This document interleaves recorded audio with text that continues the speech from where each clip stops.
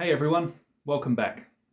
So you've opened your cold call well, you've given a great elevator pitch, but so far you're the one who's been doing all the talking and we need to turn that around.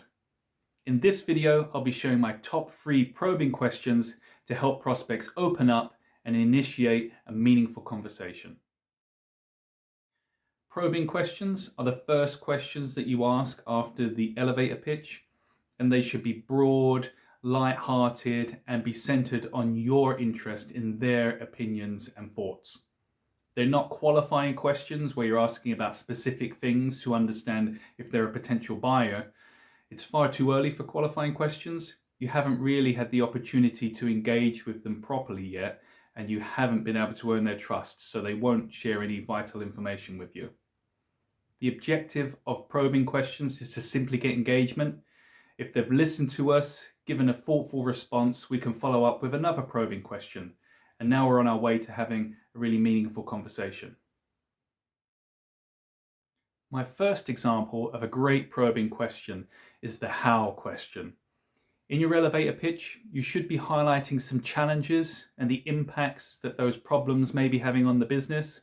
At this point, you can ask the question, so how are you currently managing challenge A and challenge B at the moment? If your elevator pitch was captivating and relevant enough, they should share some insights with you, which of course you can discuss. My second example of a really great probing question is the multiple choice question. And it might go something like this. For you, Mr. Prospect, in your role, would you say that topic A or topic B was most important to you? And this could be quite useful if your product or service has multiple use cases, and then you can dial into what's most relevant to them. My third example, and my favorite, is the perfect probing question. Now this one's a bit more bold and a bit more gutsy, but you can have a lot of fun with it, and it goes something like this. So that's my 35 seconds.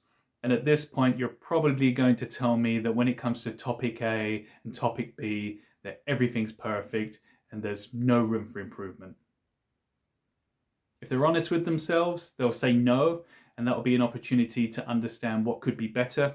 And if they say yes, then you can use a number of creative and humorous ways to overcome that objection. As mentioned before, the objective of probing questions is to get engagement. You can't possibly know all the things that a prospect will say in response to your questions, but you can be prepared for 90% of the answers. So do think about what the potential responses could be and try and stay a few steps ahead. Be adaptable, use natural and curious follow-up questions, including the basic information gathering questions of who, what, where, why, when, and how. And the longer you can have a natural back and forth conversation, the better. And once you've established that they have pains, problems, challenges that can benefit from your solution, then that will be the point to pivot the conversation towards your products and services. Now that concludes my 5th video on probing questions. If you found this content useful, please like and subscribe. I'd love to read about the probing questions that you use, so do share in the comments below. My next video, I'll be discussing how to best highlight your USPs, your unique selling points, to help your products and services stand out from the crowd. Thank you. See you then.